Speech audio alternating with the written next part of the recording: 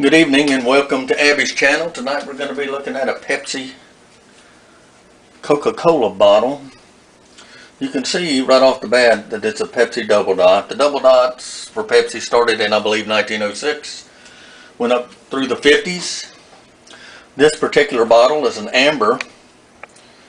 We figure it was made in the 30s to early 40s. And they came in green clear and amber, like you see here. We're going to get some better shots on it. And the first 12-ounce bottles, which what this is a 12-ounce Pepsi bottle. We'll see if we can see the 12 ounces on it. Ooh. Contains 12 fluid ounces. And the bottles that they used were used beer bottles. So this is one of the amber beer bottles that they used.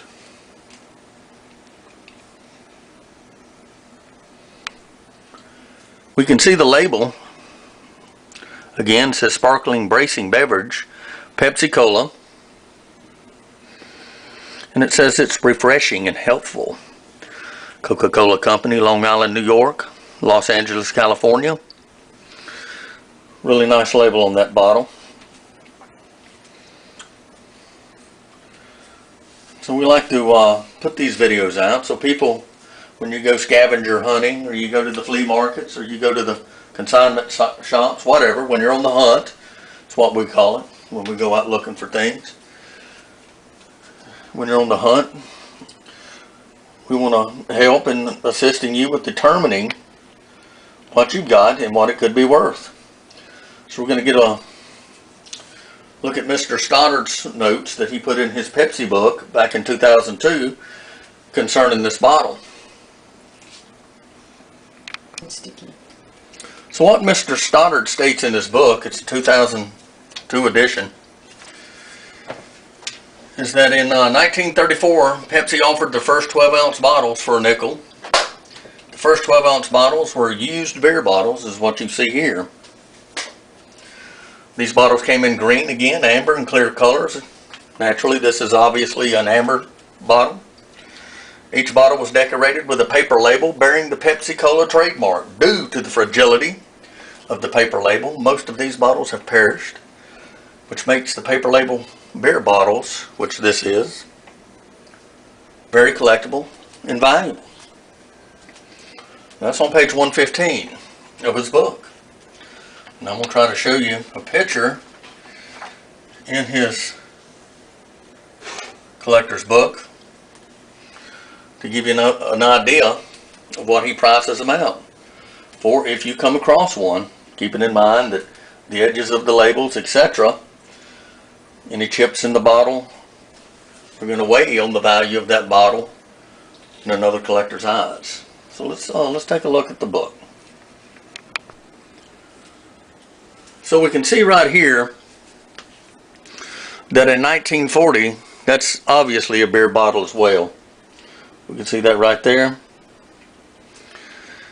The label we have on ours, it's not this beer bottle. You know, he's got it listed in his book at 1940 at $125. And we can see the label we have on our beer bottle is this label over here. It's the one that says refreshing and helpful, and it's a sparkling bracing beverage. So it's always good to have, you know, an expert like the gentleman, get access to their literature, study it, read it every now and then, so you'll know what to keep your eye out for. That's how we come across these things. So we believe our bottle is 1937 to 1942. We can see in his books, in this book, I don't think you can really see it, but the label on this bottle right here, which is the label we have, it has a few imperfections at the top, but he's listed that at $150. Well, all of them have a fairly decent price. Some of them go as high as $500, but that's not what we have. We have this bottle and we have this label. that being said, the book was written in 2002. As time goes on, of course, collectibles become more valuable, more sought after. And so we would put a price in our minds on this bottle right here between, I'd say $275 and $350. Of course, you don't want to pay that. You want to hopefully get a good deal on it at a flea market, consignment shop, antique store, what have you. And sometimes the people, and you don't want to rip anybody off, sometimes they know what they have and sometimes they don't. If you come across one, offer them a fair price and everybody will be happy. So again, thanks for coming to Abby's channel. We hope we've been able to provide you with some information that might help you in your hunting, when you go out hunting for collectibles.